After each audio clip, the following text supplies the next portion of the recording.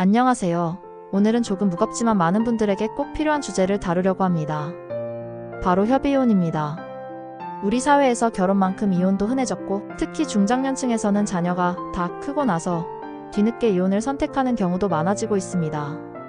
하지만 실제로 이혼을 하려고 마음을 먹으면 막연히 서로 합의하면 그냥 헤어질 수 있겠지 하고 생각하기 쉽지만, 법적인 절차와 준비 서류, 숙려기간이라는 제도, 그리고 재산분할이나 양육비 문제, 심지어 이혼 후에 해야 할 행정적인 처리까지 생각보다 준비할 것이 많습니다. 오늘은 이 모든 과정을 처음부터 끝까지 차근차근 라디오 듣듯이 풀어가 보겠습니다. 우선 협의이혼이라는 것이 무엇인지부터 살펴볼까요?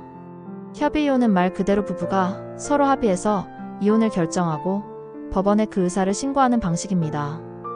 판결을 받아서 강제로 갈라서는 재판상 이혼과는 달리 부부가 스스로 결정해서 법원에서 확인을 받는 것이죠. 법률적으로는 협의에 의한 이혼이라고 부릅니다. 우리나라에서는 민법 제834조 이하에서 이혼에 관한 규정을 두고 있는데, 그 가운데 협의이혼은 가장 많이 활용되는 방법입니다. 하지만 단순히 두 사람이 합의했다고 바로 이혼이 되는 건 아니고 법원의 절차를 반드시 거쳐야 합니다. 왜냐하면 부부 모두의 권리와 의무, 그리고 자녀가 있을 경우 그들의 권리까지 보호하기 위해서입니다. 그렇다면 협의이혼을 하기 위해 어떤 절차를 밟아야 할까요? 우선은 준비 단계가 있습니다. 부부가 서로 이혼에 합의했다면 법원에 협의이혼 의사 확인을 신청해야 합니다. 이때 반드시 부부가 함께 가야 합니다. 어느 한쪽만 가서는 신청 자체가 되지 않아요. 가정법원에 가서 협의이혼 의사 확인 신청서를 작성하고 필요한 서류를 제출해야 합니다. 여기서 중요한 것이 바로 준비 서류입니다. 준비 서류를 구체적으로 말씀드리면, 우선 협의이혼 의사 확인 신청서가 필요합니다. 이건 법원 민원실이나 법원 홈페이지에서 양식을 받을 수 있습니다. 두 번째로는 가족관계 증명서와 혼인관계 증명서가 필요합니다. 이건 동사무소, 주민센터에서 발급받을 수 있죠. 그리고 자녀가 있는 경우에는 자녀의 기본증명서도 제출해야 합니다. 미성년 자녀가 있을 경우에는 양육과 친권자 지정에 관한 합의서도 반드시 첨부해야 합니다. 이 합의서에는 아이를 누가 양육할지, 양육비를 어떻게 부담할지, 면접교섭은 어떻게 할지를 구체적으로 적어야 합니다. 만약 합의가 되지 않는다면 법원에서 조정을 거치거나 심사를 하게 됩니다. 이외에도 신분증, 사본 등 기본적인 확인 서류가 필요합니다. 여기까지는 신청 단계였고, 신청을 하고 나면 법원이 바로 이혼을 허락해주지는 않습니다. 바로 숙려기간이라는 제도가 있기 때문인데요. 숙려기간은 말 그대로 한 번 더 생각해보라는 취지입니다. 이혼이란 것이 순간의 감정으로 내리는 결정일 수 있기 때문에 법원은 부부에게 일정 기간을 주어 다시 한번 신중하게 생각하도록 하는 제도입니다. 숙려기간은 자녀가 있는지 없는지에 따라 다르게 정해져 있습니다. 만약 미성년 자녀가 있다면 숙려기간은 3개월입니다. 반면 자녀가 없거나 이미 다 성인인 경우에는 숙려기간이 1개월입니다. 단, 가정폭력이나 긴급한 사정이 있는 경우에는 숙려기간을 단축하거나 면제받을 수도 있습니다. 예를 들어 폭행으로 인해 생명이나 신체의 위협을 받는 경우, 또는 임신 중인 아내가 계속된 학대에 시달리는 경우라면 법원은 숙려기간을 줄여주거나 아예 생략할 수도 있는 것이죠. 이 숙려기간 동안에는 부부가 의무적으로 이혼 안내 교육을 받아야 합니다. 이 교육은 법원에서 정한 지정 기관에서 받게 되는데, 협의이혼이 단순히 부부 두 사람만의 문제가 아니라는 점을 이해시키기 위함입니다. 특히 자녀가 있는 경우에는 아이의 심리적 안정을 위해서 어떤 지원을 해야 하는지, 또 양육비와 친권 문제를 어떻게 정리해야 하는지에 대한 설명이 포함됩니다.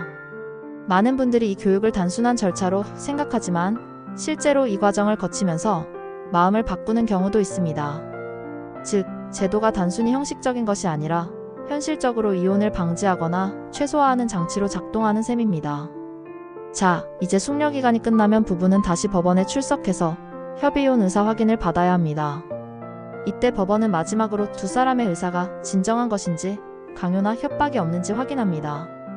또한 자녀가 있는 경우에는 양육권과 친권 지정이 제대로 합의되었는지, 양육비 산정은 적절한지 확인합니다. 만약 법원이 보기에 아이의 복리에 어긋난다고 판단되면 합의가 되어 있더라도 확인을 거부할 수 있습니다. 이렇게 해서 모든 게 적법하게 확인되면 법원에서 협의이혼 확인서를 교부해줍니다. 하지만 여기서 끝이 아닙니다. 협의이혼 확인서를 받았다고 해서 바로 혼인관계가 해소되는 건 아닙니다. 이 확인서를 가지고 3개월 이내에 주민센터, 즉 관할 시청이나 구청에 이혼 신고를 해야 합니다. 만약 이 기간 내에 이혼 신고를 하지 않으면 협의이혼 절차는 무효가 되어버립니다. 다시 말해 처음부터 다시 해야 하는 겁니다. 그래서 협의이혼 확인서를 받으면 반드시 기한 내에 이혼 신고를 해야 합니다. 이혼 신고를 하게 되면 비로소 혼인관계가 종료되고 주민등록 등본에도 이혼 사실이 기재됩니다. 이제 이혼 절차 자체는 끝났다고 볼 수 있지만 사실 중요한 문제는 그 다음부터 시작됩니다. 바로 재산분할과 양육비 문제입니다. 우선 재산분할부터 말씀드리죠. 우리나라 민법 제839조에 의해는 이혼 시 재산분할 청구권을 규정하고 있습니다. 즉, 부부가 혼인 기간 동안 공동으로 형성한 재산은 이혼 시 나누어야 한다는 겁니다. 이때 중요한 점은 명의가 누구 앞으로 되어 있느냐가 아니라 실제로 혼인 생활을 하면서 함께 기여한 부분을 기준으로 나눈다는 것입니다. 예를 들어 남편 명의로 된 아파트라도 아내가 가사와 육아를 전담하며 남편이 경제활동을 할 수 있도록 지원했다면 그 역시 재산 형성에 기여한 것으로 보고 분할을 청구할 수 있습니다. 재산분할의 범위에는 부동산, 예금, 주식, 퇴직금, 심지어 연금까지 포함됩니다. 다만 결혼 전에 이미 가지고 있던 재산이나 상속, 증여로 받은 특별한 재산은 분할 대상에서 제외될 수 있습니다. 분할 비율은 상황에 따라 다르지만 혼인 기간이 길고 양쪽이 고르게 기여한 경우에는 보통 5대5가 원칙에 가깝습니다. 그러나 현실적으로는 소득이나 기여도의 차이에 따라 6대4, 7대3 정도로 결정되기도 합니다. 협의이혼에서는 부부가 합의해서 분할 방법을 정할 수 있고 합의가 안 되면 재판을 통해 정리하게 됩니다. 다음으로는 양육비 문제입니다. 미성년 자녀가 있는 경우 부모는 이혼 후에도 공동으로 자녀를 부양할 의무가 있습니다. 그래서 양육비는 반드시 협의하거나 법원에서 산정해야 합니다.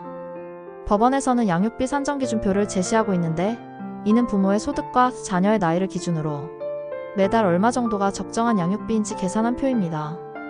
예를 들어 부모 합산 소득이 월 500만 원이고 자녀가 초등학생이라면 법원이 제시하는 양육비는 대략 80만 원 정도가 됩니다.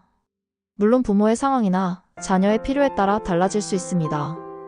양육비는 단순히 생활비뿐 아니라 교육비, 의료비까지 포함됩니다. 따라서 단순히 밥 먹여주는 비용이 아니라 아이가 정상적으로 성장할 수 있도록 하는 데 필요한 모든 비용을 포괄하는 개념입니다. 중요한 건 양육비를 지급하지 않으면 법적으로 강제 집행이 가능하다는 점입니다. 즉, 양육비 채무자가 돈을 주지 않으면 급여 압류, 운전면허 정지, 출국 금지 같은 제재가 가해질 수 있습니다. 실제로 최근에는 양육비 이행을 강제하는 제도가 강화되어 미지급 부모에 대한 신상 공개까지도 가능해졌습니다. 그만큼 양육비 문제는 국가가 엄격하게 관리하는 부분입니다. 이제 마지막으로 이혼 후에 해야 할 일들을 정리해보겠습니다. 이혼 신고를 하고 나면 주민등록 등본이나 가족관계 증명서에 혼인관계 종료 사실이 기재됩니다. 이와 함께 여러 행정적인 절차를 정리해야 하는데요.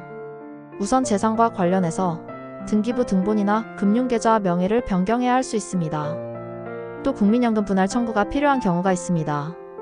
혼인 기간이 5년 이상인 경우에는 이혼 후에도 국민연금을 나눠 받을 수 있는 권리가 생기거든요. 따라서 국민연금공단에 분할연금 신청을 해야 합니다. 또한 건강보험도 중요한 문제입니다. 배우자의 피부양자로 되어 있던 경우라면 이혼 후에는 자동으로 자격이 상실되기 때문에 지역가입자로 전환하거나 직장보험에 새로 가입해야 합니다. 주택 문제도 고려해야 합니다.